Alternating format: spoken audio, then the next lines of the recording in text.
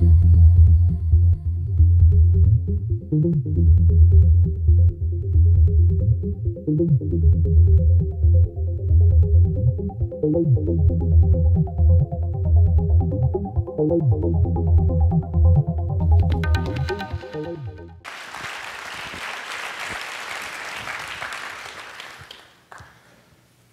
want to talk about democracy and power this morning. And I want to offer a simple idea that I think can help us understand it better and understand our duty to make democracy work. But before I do that, I want to tell a story. I was really honored to be included and thrilled to be asked. And I was struck that we get together live. We don't just wait for it to come out on the internet. And how come?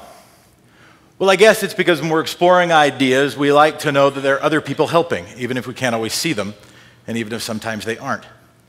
Which makes me think of a story. A man was driving down a country road and he crashed into a ditch. And to his good fortune came along a strong pulling horse named Buddy. And the farmer hitched the horse to the car and he said, "Pull, Billy, pull." And the horse didn't move. He said, "Pull, Buster, pull." Still nary a flicker. And finally he said, "Pull, Buddy, pull." And the horse very easily pulled the car out of the ditch. And the driver was appreciative. "Sir, thank you very much, but why'd you call the horse by the wrong name?" And the farmer said, "You got to understand, Buddy's blind. If he thought he was the only one pulling, he wouldn't even try." Why do we get together like this? We need to be talking to the people who aren't coming to the meetings. But sometimes it's helpful to know that there are other people helping, even if we can't always see them, and even if sometimes they aren't. So when it comes to democracy, when it comes to our system of governance, who's pulling the cart? We divide political power among different lines, very often political party lines, depending on country and era, racial lines, religious lines can be more powerful, more divisive. I want to offer a different understanding, a different way of dividing political power. A very simple grid. So let's say we take the simple grid, and on one side we put private interest, the other side we put public interest. Now, that's not the same as bad or good bad. There's some things we'll like on one side and things we won't like on the other. Rather, it is just a rough delineation of whether the purpose of the entity is to advocate for its own benefit or the benefit of the finances of its own members, or whether it's some conception, for good or for ill, of the good of the order. Imagine if on the other axis we separated between sort of single issue groups and narrower issue groups versus multi-issue groups. And it's not usually accurate to say that any group is a single issue group, right? They're usually broader than that, but it's probably fair to roughly delineate between those that are more focused and a little bit those that have a little broader issue agenda. So let's take one group, the beer wholesalers. That's a good thing to do on a Saturday morning. Let's think about the beer wholesalers. There was a national magazine that came out with a ranking. They surveyed 2,200 insiders, came up with a ranking of the most powerful interest groups in the United States of America. Beer wholesalers ranked 8th. So where do we put them on our map? Well, I would say they have a relatively focused agenda. The purpose of beer wholesalers is to advocate for the commercial interests of beer wholesalers, very understandably. So I would put them over there. Similarly, ranked 9th on that list was the realtors, or as I see in the ads, realtors. Okay? So that you see these ads, realtors. Okay. So where would we put the realtors? Well, they also have a relatively modestly lengthed agenda focused on the understandable needs of the realty industry. So we might put them in a similar place. We might put the health insurers in a similar place. Others might go there. But what about something like the National Rifle Association? After we have some beer, we'll get a gun. Now, some might say, well, they're really just a shill, a proxy for the gun manufacturers, but the National Rifle Association for a long time has had a consistent view to protect one view of the Second Amendment. Focused, but there's not, generally speaking, NRA members thinking they're doing it because they're going to get an IPO at some point, so we might put them in that box. Similarly, Right to Life, the nation's largest anti-abortion organization. Whether you support their objective or find them abhorrent, there's nobody, I think, who would suggest that people involved in American Right to Life are doing it because they have some sort of financial benefit, but rather because of powerful beliefs. We might put them in the same box. Maybe AIPAC, focusing on fighting for Israel. But what about something like the Chamber of Commerce? They also advocate for the financial interests of their members, right? Many, many, many business members. But they've got a lot of members, and they address a lot of issues, so we might put them in that box. And they might say, hey, wait, what about the AFL-CIO? You got to put them with us. We might say, well, maybe, but we also might say with 12 million members, they might be a proxy for middle class generally. AARP might make the same argument. Rounding out the top 20, we might put in the NFIB, which is sort of like a chamber of commerce for smaller businesses. We might then fill out the top 20 with the home builders and the Motion Picture Association and the doctors and the hospitals and etc.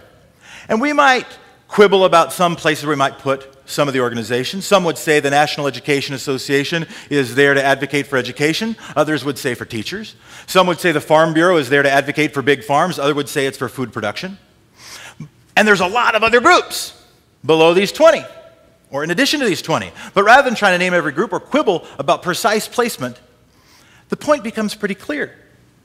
That box is harder to fill. And that is one of the most important structural defects facing our democracy. Because that's where we want the voters to be. It's the same over here. I mean, you can either one. That's where we want our public servants to be. That's where we want our government to be. Not focused on any particular or narrow interest, but the good of the order and the whole order. Why should politicians be focused there? That's not where the power is. But it is where a lot of the ideas are. It is where a lot of the best answers are. To be very clear, it is not evil. It is natural and expected for doctors to advocate for doctors, for realtors to advocate for realtors, for lawyers to advocate for lawyers. I bought a house. I was glad I had a realtor. I have a doctor. I'm glad I had one. I was trained as a lawyer. I have no further comment. It is not evil, but it is incomplete. Because a huge portion of our most important problems are not resolved by that dynamic.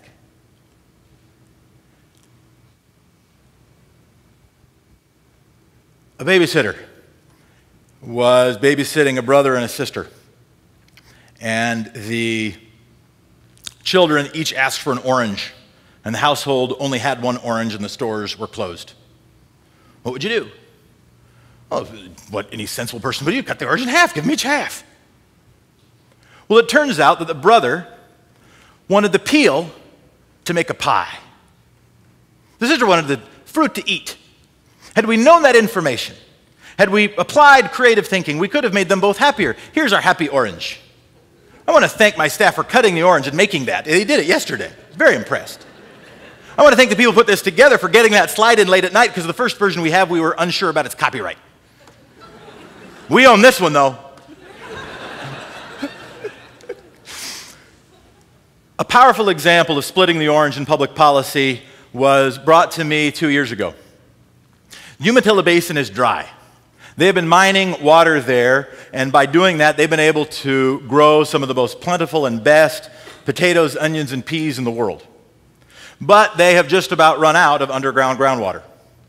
And a set of farmers came out with a plan. Well, what if we take water from the Columbia River, it's big, and put it there during the dry season and apply it on the ground to grow crops? Well, the environmentalists said, hey, wait a minute. That's bad for water levels. It sets a bad precedent. It's bad for fish. The tribal governments, the environmentalists, the Water Watch organization said, not a good idea. But thanks to a group of community leaders, and this guy, Bob Jensen, who is a rural state legislator, has served as both a Democrat and a Republican, they came up with an alternative plan with the help of engineers.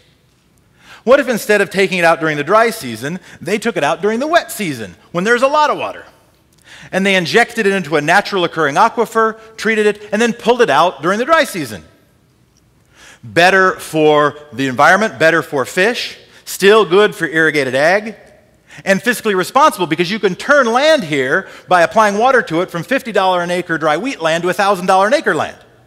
So with that agricultural financing benefit, you can easily pay off the loans to build the project. So it's good to find creative solutions. It's good to make multiple value deals. But who makes the deals? another story. A woman named Allison Belcher helped build the soul of this city.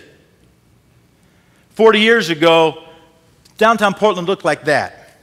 It had on its flank, on its river bank, Harbor Drive. And Allison Belcher learned of a plan to expand Harbor Drive into a relatively major freeway. And she got friends together, and they started having picnics along the side of the road, offering the idea, what if this were a park? And they helped change public opinion. And eventually, the dollars for that potential project were repurposed, not only to build a park, but also to create the more modern, transit-oriented development that you see in our city today that marks modern Portland. And that's what it looks like now. And she helped pave the way, I guess sort of unpave the way, to making Portland a model of city planning over the next 30 years. So we need people who can split the orange. We need people who can make arrangements that are creative. We also need people who will stand up powerfully for the public interest. And this is really important, because a huge portion of our most important problems, of our most exciting opportunities, are, in a market sense, or even a traditional political sense, nobody's job. Whose job is it to get rid of the deficit? Where is the IPO you're going to file to do that? If you look at the other three quadrants, they could negotiate to do things that would help them now, but what would be in their interest to do something for your grandchildren in terms of that? Right now, we have the biggest gap in wealth disparities between rich and poor since any time since the Gilded Age. Whose job is it to fix that? Figuring out education policy, healthcare policy, reforming energy policy, whose job is that? Figuring out a high road economy that is prosperous, fair, sustainable. Whose job is that? A system of democracy that works for everybody. We have the richest, most diverse nation maybe in the history of the world. How are we going to figure out how that's going to work together? Whose job is that? A huge portion of our most important problems, our most exciting opportunities, are, in an important sense, nobody's job. And that's why they have to be all of our jobs. That's why you are so important. I have something to reveal. I was going to show this slide, but then I realized what it said is, who's Job? It does. I wasn't going to show it. I was going to flip by really fast, but then I realized that the purpose of these talks is try to be as candid as possible and show our warts. There's my wart. Who is Job? I'm not sure. I will tell you if I'm invited back. I want to show you my favorite Onion article of all time. The headline reads, American people hire high-powered lobbyists to push interests in Congress. My favorite quote from it is quoting the fictional lobbyist who says, the American people have always been perceived as a little naive when it comes to their representative government, but having me on their side sends a clear message they're finally serious and want to play ball. So we could do that, but what else might we do? Structural reforms. We might think about our system of campaign finance, about transparency in our budgeting, about open government in our policymaking. We might think about voter access to make it easier for busy people and new voters to participate in that process. What if you have some power? We all need to consider our own fiduciary responsibilities, whether we're in the nonprofit sector, the commercial sector, or the public sector. I happen to be, and politicians aren't off the hook, I happen to be an elected official in our citizen legislature, and I assure you, elected officials aren't perfect. I don't think any of us think they are. I am woefully imperfect. But we shouldn't keep ourselves from proposing changes because we're imperfect. We should push changes because none of us is perfect. What if you're an interest group? You have a powerful responsibility. Yeah, you've got to advocate for your own mission, but you also make sure that mission is as publicly oriented as possible. I was approached by a group of nurses who lobbied me on workplace protections and things like wages and benefits, to be expected. But then they advocated for overall healthcare reform. And then they went on and advocated for school funding for their neighbors. They were advocating for what they were there to do, but they were also thinking about the broader community. So we should do those things. But most of all, I want to talk about you people, about we the people. Each of us has a responsibility. We get the government we deserve, and we need to work to deserve better. Bob Jensen is retiring, and he never made a fortune from his service. Those nurses spent some of their precious lobbying time advocating for the good of their neighbors. Allison Belcher doesn't live anywhere near that park. They and you are the coalition of the benevolently irrational. The good people doing good things for no good reason. And without you, democracy is not possible. It's not entirely irrational, of course. Each of us is stronger if all of us are stronger. If everybody gets access to an education, I am more likely to find a job, or more likely to find somebody to hire who can do that job, or less likely to be robbed. If fewer people are sick, I am less likely to catch a disease. If the air is cleaner, I get to breathe it. So whether it's benevolent irrationality or big picture rationality, regardless, it's priceless. And the people who work for it are priceless. The people like you who build power around ideas, not just building ideas to appease power.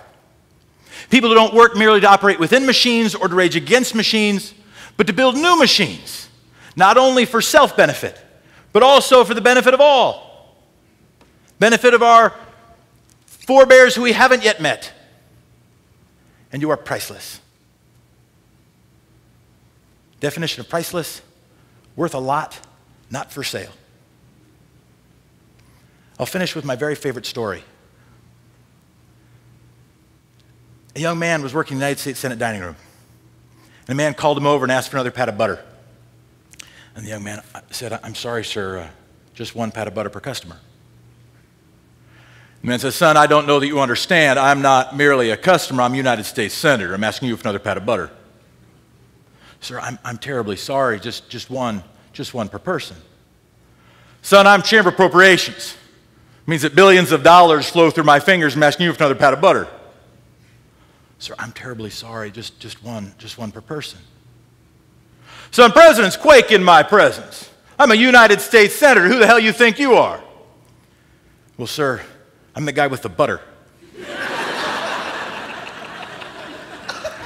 It's good to get together like this. It's good to remember that we are the ones with the butter, and you are priceless, worth a lot, not for sale. I'm honored to be with you, and thank you very much.